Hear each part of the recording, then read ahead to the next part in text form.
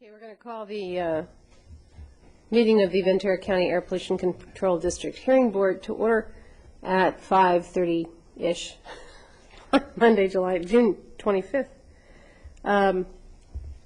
Clerk should call the roll. Mr. Gasparino, Dr. Shackman, Present. Mr. Herlock, Mr. Stubblefield, Here. and Chair Nicewinder. Here.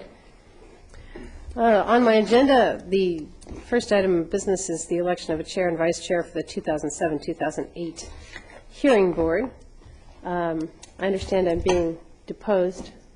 So who do we bring up? We need a motion for the chair for next year, who I understand would be Mr. Gasparino, right? I'm willing to make that motion, and he's not here. He's not here, so in a position to bow out. So there you go. We can't elect him. I'll second Dr. Shackman's motion. And as for who should be vice chair, it's the person who served longest without being chair, which is me, but I don't want to be vice chair because I'm leaving the board January 1st. Oh. So it is up to Mr. I've been chair. Most vice recently? Chair. So then it's No, Stephen's turn. yeah, no, not most recently. I think Steve Herlock most recently. I was before Steve. So it's your turn. So it's your turn to be vice chair. Yeah, it's your turn to be vice chair. I'll second your motion. Okay. Then, so it's I think that was a motion. Jerry is the chair beginning July 1st, and Michael for vice chair beginning July 1st. Okay. And I guess we need a roll call vote on that one, although I think we can pretty much say, is this unanimous? Aye. Yes. Unanimous. Okay, we do have a petition this evening, petition number 782-1. Petition of the Air Pollution Control Officer to modify a previously issued stipulated conditional order of abatement against United Water Conservation District for violating District Rule 10 and District Rule 74.9 and District Rule 26.2. Anyone that is going to be giving testimony tonight should rise and allow the clerk to swear you in.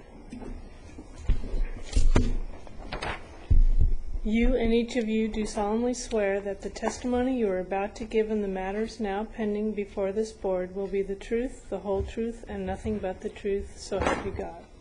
I do. Thank you. I need to go out and get my... Take this. Do you want to take a break? We could take a short break. I don't mind. Okay. Yeah, well, that's all highlighting. Okay. Okay, we could just take about it. Let's see. Give me 5 minutes. It'd be less than that. Car's not that far away. I'm going to start in just a moment after Mr. Stubblefield gets his notes.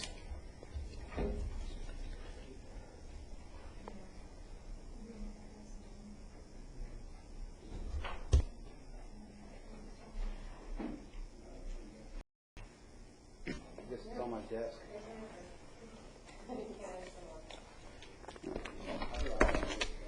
But it's really in here.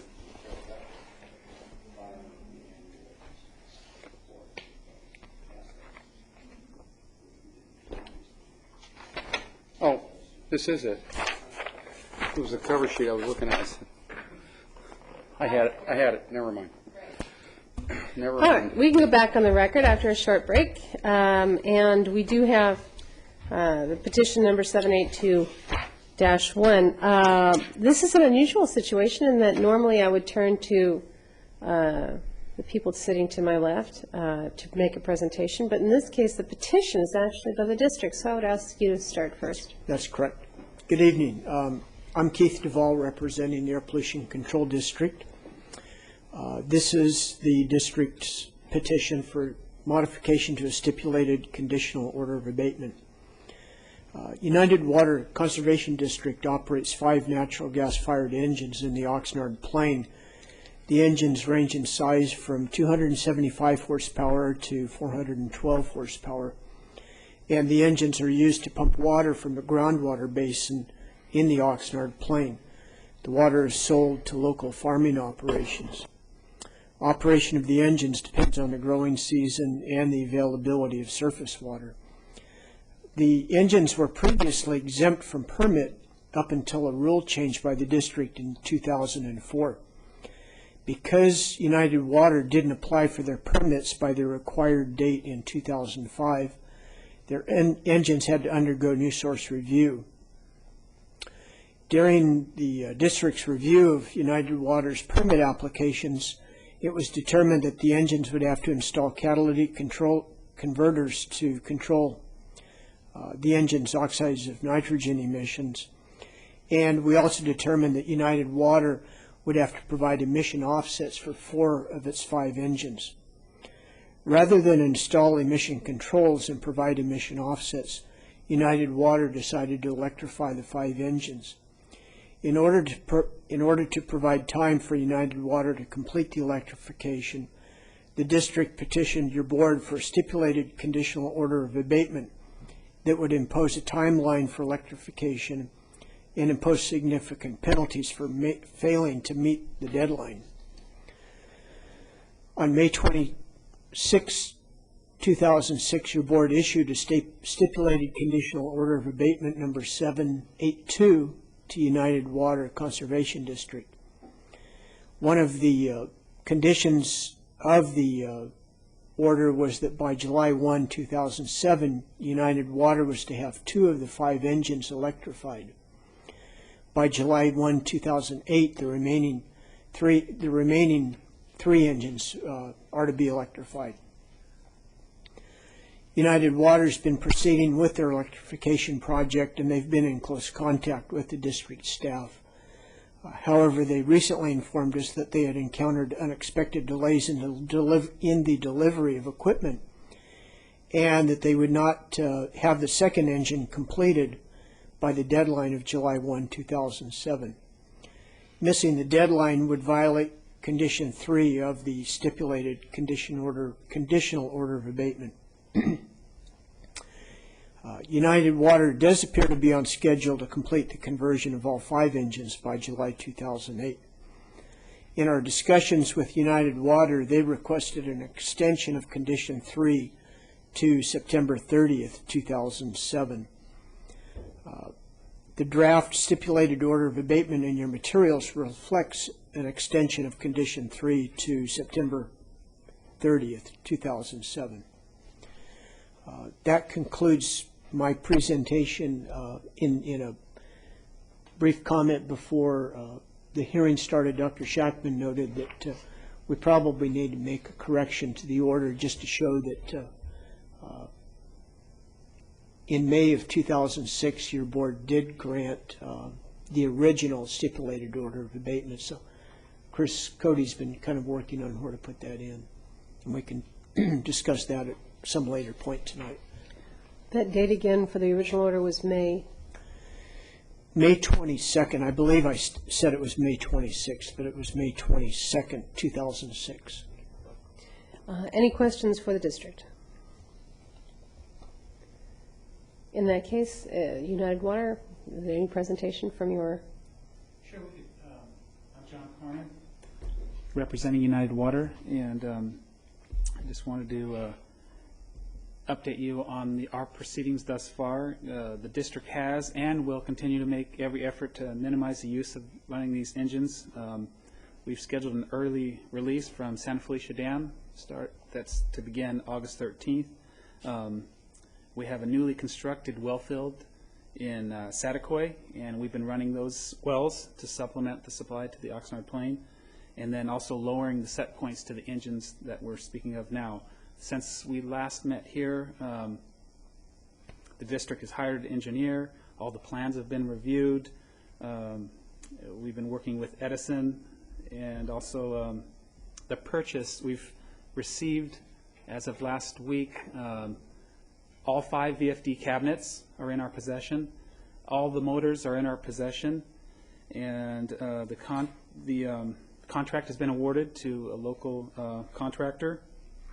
And right now we're awaiting the switchgear, which has a 6-week delivery date. Programming for this particular project has been contracted out, and upgraded control hardware has been purchased. We believe the breaking of the ground will be in the next 2 weeks, if not 3, in the middle of July, and then it's a 100-day contract for this entire project, all all 5 engines. And that's all I have for you this evening. Any questions of United Water? I have a question. At the beginning, you talked about a dam release. Could you tell me more about that? Sure. Did you want to say something? The district owns Santa Felicia Dam and Lake Piru, and every year we have a release where we release a certain amount of water from that dam in order to bring it into our facility via the Santa Clara River and use that as our surface supply that is provided to the farmers. And what are you going to do with that release this year? We're going to, instead of our September 4th Labor Day release, we're moving it up a month so that we can use that water at an earlier time. And these 5 engines, do they have anything to do with pumping that water from the river and out to the farmers? They offset periods of low river flow, and we intend to use that water to provide a surface supply before that happens in order to reduce the pumping on those wells. And the name of this installation, Pumping Trough Pipeline, could you explain that a little more?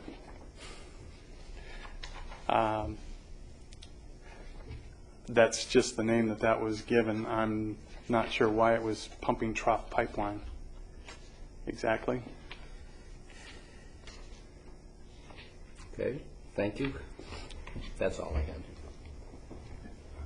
Anything, Mr. Stubblefield? Not really. I just have a real quick question. On the facilities, we have a list in the staff report that indicates that from May of last year to May of this year, how many hours these particular engines were utilized. During this 3-month period that you're going to be extending the compliance, how many hours are we talking about of additional use?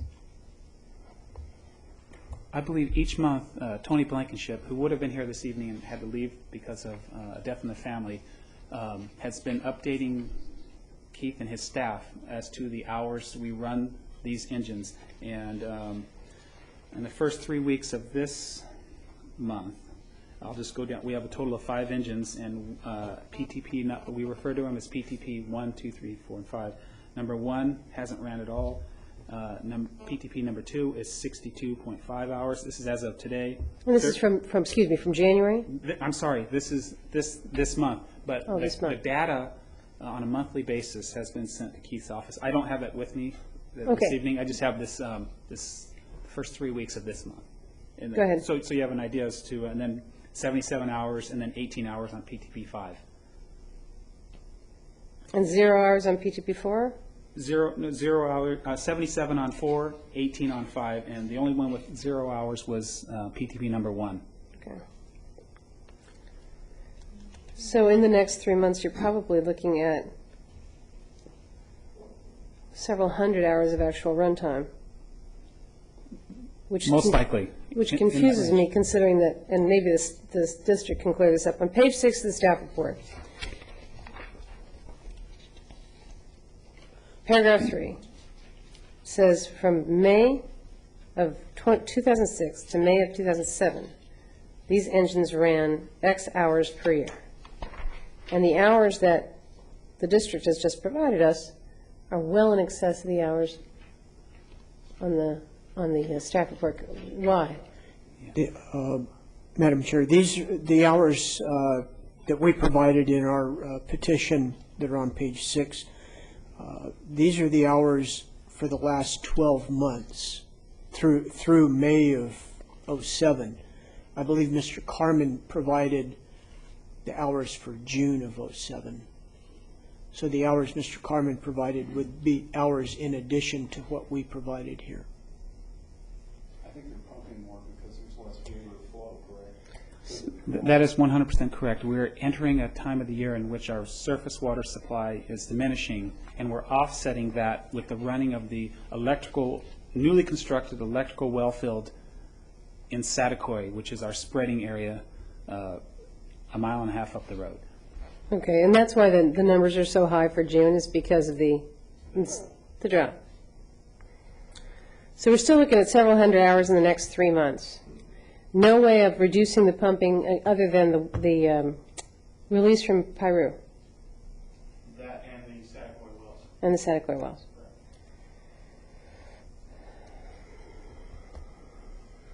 Thank you. Oh, how are the Satakoy wells powered? Electrically with VFDs and one soft start. There are 3 VFDs and 1 soft start. Well, The soft start and electrical? and fixed speed. 3 VFDs and 1 fixed speed motor. They're all electrical? Yes. Thank you. Anything further from the district? Question for Mr. Carmen. Could you go down the list of numbers, the hours by engine again for us? I think I missed one of the hours. Keith, what I have for you are, I brought printed from our SCADA system today were the hours for this month only, which was PTP number 1, 0 hours, PTP number 2, 62.5, PTP 3, 13.6, PTP 4, 77.0, PTP 5, 18.0. Okay, thank you. In our discussions with Mr. Blankenship, he felt that September 30th would be a good date to have the 2 engines, the first 2 engines offline. Is that still a good date for you? I believe so. In 3 weeks, we're going to be breaking ground, and the concrete pads, we're prepared for the concrete pads on all sites to be poured most likely within the next 4 weeks. That's the latest communication with our contractor. Okay. And so then you said you have a 100-day contract, so within 100 days from some point in time soon, That is correct. then all 5 are to be completed. Yes, sir. So you really should be done by early part of '08 rather than July of '08. That is correct. Okay. All right, if there's nothing, I have a question of the district. Say that again, please. I thought they said 100 days from 2 weeks from now. Let me clarify. It's 100 working days. The contract has been awarded to Okay. Foothill Electric. Oh. 20 weeks, So about 5 months. right, but as I read the order, they're supposed to have 2 of these engines online by July September. 1st, with the extension September 30th. Correct. And then the way I'm listening here is that you're going to have all 5 of the engines, not just 2, but all 5 on early, essentially, by January or so of '08, so 6 months before the original start time. Is that going to be reflected in the abatement order, or are we just leaving the end date the same? I would prefer to leave the end date the same so we don't have to come back again on this. Yes, we've been through that. They do have a contract with the contractor that calls for the 100 days. I would say any earlier completion date is just a bonus for us, and the sooner that we get out of this. Absolutely. Dr. Shackman? I do have a question. If we're looking at page 5 of the proposed order of abatement, I think we should change item number 2, probably just drop it, because it talks about an event in November of 2006. Is there any harm in eliminating point 2 and renumbering the rest of them? The district wouldn't have an objection. Certainly that has already occurred, right? No, but this is no later than November 30th, 2006, United Water shall hire an electrical engineering firm to design the project. It's already happened. Okay. Well, We'll drop that then, point 2. That's fine. district has no objection, United Water has no objection. I think we're in good shape. If the district has no further comments and United Water has no further comments, and there's clearly no public comment, Madam Chair. Yes. I think we do need to add something in the proposed order just to reflect the previous granted abatement order.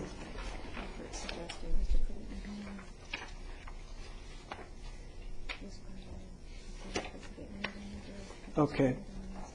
So on page 2 of 7 of the draft order,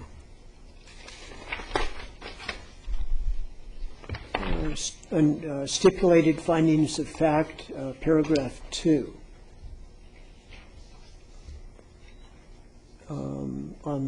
It would read, United Water's operations that are subject to that are the subject of this stipulated conditional order of abatement, number 782, which was originally granted on May 22, 2006, are located at 5 separate locations.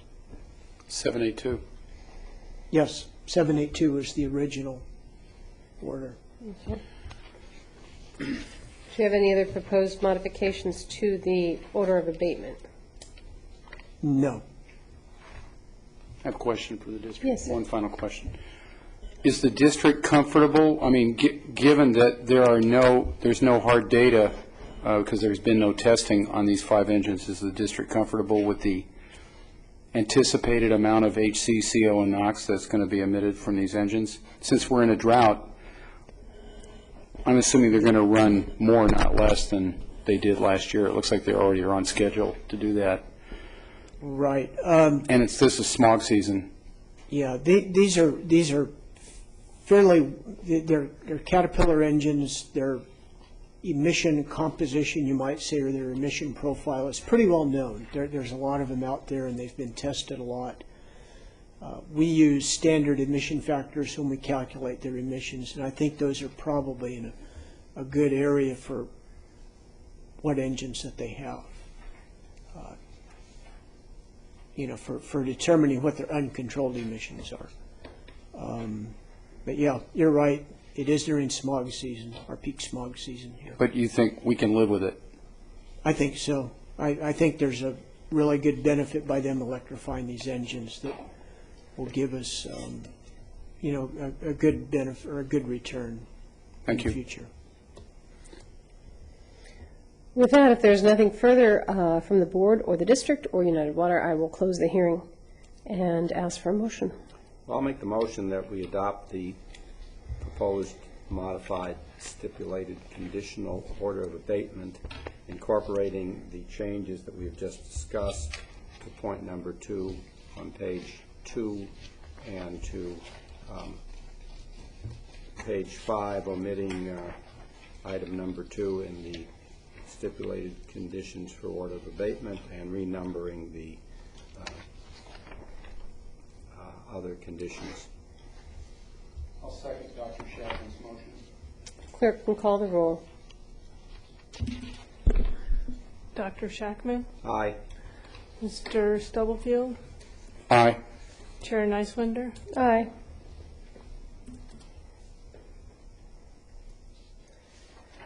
Okay, that concludes our business today. Thank you to you gentlemen, and thanks to the district, and we can adjourn.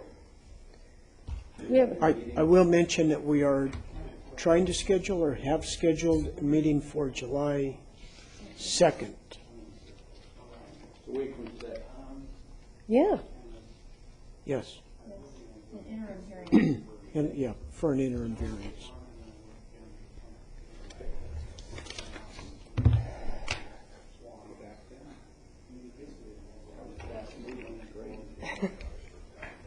We had to make up for the last one. As I recall, that one was pretty long.